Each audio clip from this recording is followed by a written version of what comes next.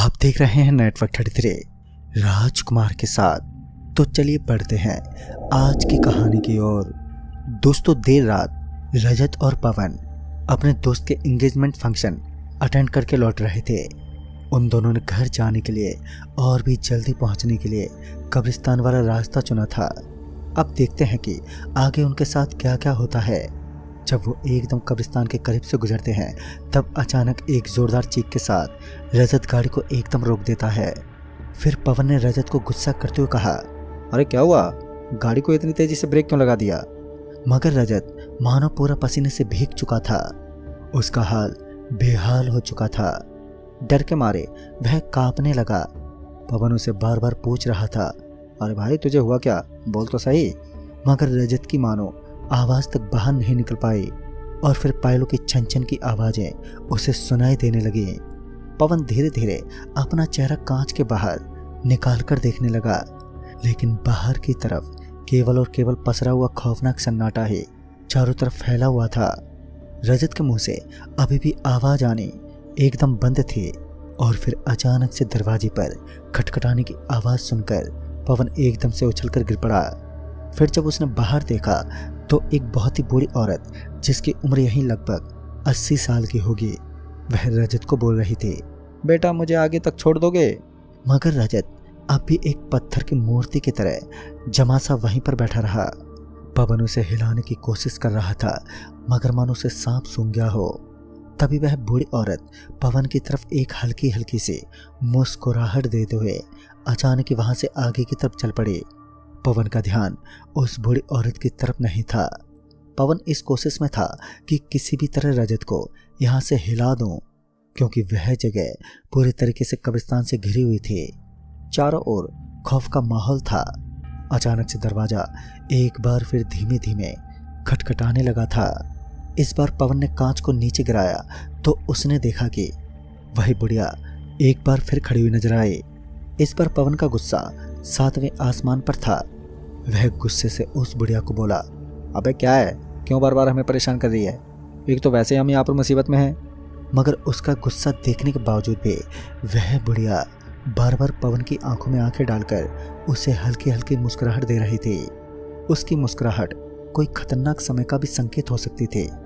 मगर पवन इन सब बातों से अनजान उस बुढ़िया को लगातार डांट रहा था। लेकिन फिर उस बुढ़िया ने जो उससे कहा तो उसे सुनकर पवन के हाव भाव एकदम से बदल गए। पवन भी अब थोड़ा थोड़ा डर महसूस करने लगा। उस बुढ़िया ने उसके मुंह पर कहा, बेटा जितना बोलना है उतना बोल ले, क्योंकि तेरी कब्र तो इसी कब्रिस्तान में खुदेगी। बस फिर क्या था, पवन ने तुरंत ही अपनी गाड़ी का कांच ऊपर चढ़ा दिया और डरते हुए वहां से किसी भी तरह रजत को हिलाने की कोशिश करने लगा। इस बार उसने रजत को एक जोर का उसके गाल के ऊपर से तमाचा कस दिया। रजत एकदम से उछल पड़ा मानो उसने एकदम से कोई भयानक चुड़ैल देख ली हो। भाई यह जगह बिल्कुल भी ठीक नहीं है, हमें यहाँ से जल्दी निकलना होगा, वरना वो भयानक चुड़ैल आज हमारा काल बनकर हमारे ऊपर मंडरा रही है।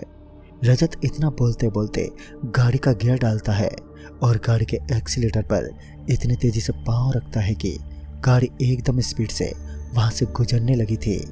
लेकिन उन दोनों की बदकिस्मती की वजह से गाड़ी एकदम से वहीं पर रुक गई। गाड़ी को यूं रुकता देख पवन बाहर निकलने की कोशिश में था तो उसने देखा कि गाड़ी के बोनेट पर काले काले दांत वाली वही भयानक बुढ़िया बैठी हुई है, जिसने अभी अभी पवन को चेतावनी दी थी। अब पवन ने उसका विरोध देखा, जिसके साथ पवन और रजत कभी रूबरू नहीं हुए थे। उन्होंने उस बुढ़िया का वह खून से लथपथ और बड़े बड़े हाथों का एक भयानक नजारा देखा। उस बुढ़िया के हाथ इतने लंबे थे कि वह सिर्फ एक पल में ही पवन और रजत को मारने में सक्षम थी। लेकिन शायद अभी तो पवन और रजत की जिंदगी के कुछ पल बाकी थे। पवन और रजत जो कि अपने दोस्त की शादी से लौट रहे थे, लेकिन लौटते वक्त वो इतना खौफनाक नज़ारा देखने वाले हैं, इसका जरा सा भी उन्हें अंदाजा नहीं था। आज उन दोनों पर वह बुढ़िया एक खतरा बनकर मंडरा रही थी। तभी रजत ने डरते हुए कहा, जल्दी से गाड़ी को लॉक कर दो और ध्यान रहे वह तभी अंदर आ पाएगी जब हम बाहर जाएंगे। रजत की बात पवन को थोड़ी समझ में आने लगी। पवन यह बात बिल्कुल अच्छे तरीके से जानता था कि रजत इन सब चीज़ों में काफ़ी विश्वास के साथ साथ इन चीज़ों का काफ़ी ज़्यादा अनुभव भी रखता था। अभी पवन गाड़ी से बाहर उतरने ही वाला था कि रजत ने उसका हाथ पकड़ा। पवन ने कहा, मैं देखता हूँ ये 80 साल की बुढ़िया मेरे साथ क्या करती है। जब भी पवन को काफ़ी ज़्यादा डर लगता है तो वह अपने दिमाग का संतुलन कुछ ही पलों में खो देता है। अभी वह अपने कदमों के साथ बाहर निकलने ही वाला था, मगर तभी रजत ने उसका हाथ पकड़ लिया। लेकिन वह सफ़ेद सफ़ेद साड़ी पहने भयानक बुढ़िया उनके सामने थे। पवन शायद ये भूल चुका था कि जिस महिला से वह संग्राम करने की कोशिश कर रहा है वह कोई आम इंसान नहीं बल्कि प्रेतों की एक रानी है। अचानक से गाड़ी के नीचे जोर का एक ब्लास्ट हुआ। वह आवाज़ सुनकर रजत एकदम से डर गया और शायद इसी वजह से पवन भी धीरे धीरे नॉर्मल होने लगा। पवन यार तू होश में आ जा। यार हमारी जान यहाँ पर खतरे में पड़ी है। इतना बोलते बोलते रजत की आंखों से आंसू बहने लगे। पवन का गला बहुत ही बुरी तरीके से सूख चुका था। पवन को बहुत ही जोर की अब प्यास लगी हुई थी, लेकिन उस वक्त उन्हें अपनी जान की परवाह सबसे पहले थी। फिर अचानक से सीट के नीचे दबी हुई उस बोतल को निकालकर पवन धीरे धीरे उसका पानी पीने लगा। लेकिन जैसे उसने पानी पीकर उस बोतल को रखा तो पवन एक जोर की चीख के साथ बहुत ही बुरी तरीके से पसीने में भीग चुका था। उसका डर साफ साफ उसके चेहरे पर दिखाई पड़ रहा था। उसके बाद रजत की नज़र उस बोतल पर पड़ी तो मानो रजत के होश उड़ गए। उसने देखा कि जिस बोतल के अंदर उन्होंने पानी रखा था वह बोतल खून से भरी हुई थी। रजत भी काफ़ी हैरान रह गया। रजत को ये समझ में नहीं आया कि आखिर ऐसा कैसे हो सकता है। लेकिन एक बार फिर छन छन की आवाज़ से रजत एक बार फिर कांप उठा। यह आवाज़ कहीं और से नहीं बल्कि गाड़ी के ठीक ऊपर से आ रही थी। अब रजत क्या करता उसे समझ में नहीं आ रहा था। रजत और पवन दोनों ही बहुत बुरी तरीके से उस भयानक जगह में फंस चुके थे। अचानक से उस कब्रिस्तान के बीचों बीच खटखट की आवाज़ें आने लगी। कोई चीज़ बहुत ही ज़्यादा ज़ोर से खटखटा रही हो। गाड़ी के दरवाजे के साथ कांच भी बंद था, लेकिन आवाज़ बहुत ही अच्छी तरीके से गाड़ी के अंदर सुनाई पड़ रही थी। और फिर अचानक ही कुछ फूटने की आवाज़ आई। आखिर इतनी जोर से क्या फूटा हो, यह सब उन दोनों की समझ से बाहर था। लेकिन जो नज़ारा वह अब देखने वाले थे शायद उसके बारे में उन्होंने अपनी ज़िंदगी में कभी सोचा भी नहीं होगा। इस बार उन्होंने देखा कि कब्रिस्तान की तरफ से एक मुर्दा अपने हाथों को आगे की तरफ करता हुआ उनकी कार की तरफ बढ़ रहा था। अचानक से रजत की हालत खराब होने लगी। तूने अच्छा नहीं किया इस जगह पर आकर, आज तेरी मौत निश्चित है। रजत इतना बोलकर अपने आप को रोक नहीं पाया। वह झट से पवन पर झपट पड़ा। भाई छोड़ दो मुझे, मैंने तुम्हारा क्या बिगाड़ा है। भाई रजत होश में आओ, अरे भाई होश में तो आओ।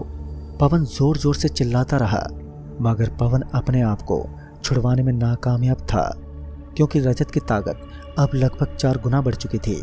पवन अपनी पूरी ताकत लगाकर भी उस दुबले पतले रजत को अपने से दूर रखने में सक्षम नहीं था।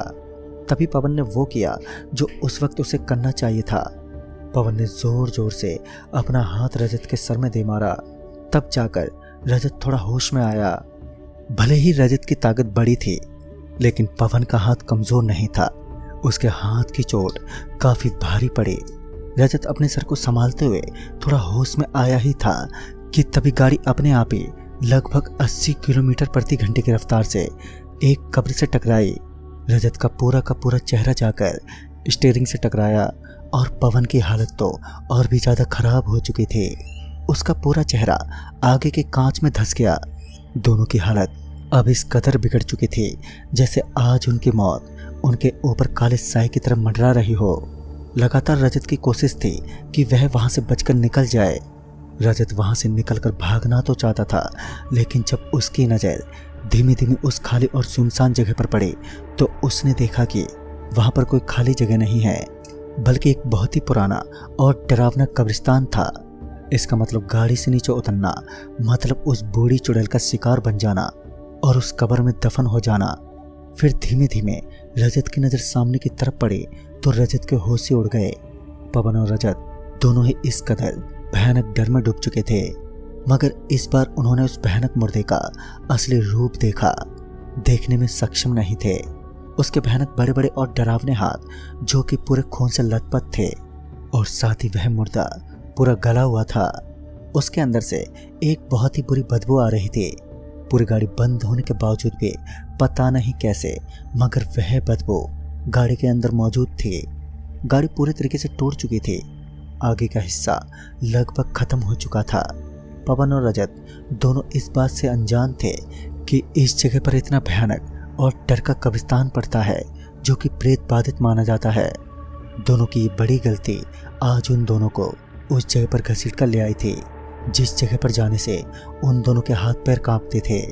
फिर पवन रजत के सामने हाथ जोड़कर उसे विनती करने लगा, भाई भाई मुझे बचा ले भाई। मगर रजत के पास भी ऐसा कोई हथियार नहीं था जिससे वो बच पाए। दोनों के होठों पर बस भगवान का नाम तो जरूर था, मगर उनके मुंह से आवाज बाहर नहीं निकल पा रही थी। अब डर की दास्तान अब उनके सर पर चढ़कर बोल रही थी। अपनी जान बचाना उनके लिए इस वक्त सबसे अहम था। उसके बाद रजत की 1000 कोशिशों के बाद जाकर गाड़ी भी एकदम से स्टार्ट हो गई। लेकिन जैसे ही गाड़ी एकदम से स्टार्ट हुई तो अभी गाड़ी के बिल्कुल सामने की तरफ एक मुर्दा खड़ा दिखा। लेकिन उसके पीछे जो खड़ा था वो वही था जिसने उनको इस बड़े खतरे के अंदर डाला था। वो कोई और नहीं बल्कि वही 80 साल की बुढ़िया थी जिसने उन दोनों को एक बड़े खतरे में डाला था। अब रजत का गुस्सा 7वें आसमान पर था। उसने ना तो आगे देखा और ना ही पीछे। उसने उस मुर्दे को जोर से टक्कर मारने की कोशिश की, लेकिन गाड़ी उस मुर्दे के आर पार हो गई। रजत ने अपनी गाड़ी को बहुत ही तेजी से ड्राइव करना स्टार्ट कर दिया। गाड़ी फुल स्पीड में वहां से आगे दौड़ रही थी। लेकिन जब रजत की नज़र आगे वाले कांच के हिस्से में पड़ी तो मानो रजत की आंखें फटी की फटी रह गईं। रजत की जीभ दांतों के नीचे आने पर अब मजबूर हो गई थी। रजत उस भयानक नज़ारे को देखकर मानो उसका दिल दहल उठा। रजत ने देखा कि उस भयानक बुढ़िया के साथ साथ वह डरावना मुर्दा भी गाड़ी के एकदम पीछे पीछे दौड़ रहे थे, और उनकी दौड़ इतनी तेज थी कि मानो कुछ ही पलों में वह उस गाड़ी को छू लेने वाले हैं। मगर तब तक वह समय आ चुका था जब उस भयानक जगह से पवन और रजत दोनों ही निकलने वाले थे। लेकिन जाते जाते उनका एक नुकसान और हो गया। वहां से लगभग 200 मीटर की दूरी के बाद अचानक से गाड़ी का पहिया एकदम से फट गया, और अब साथ ही मुश्किलें भी बढ़ चुकी थी।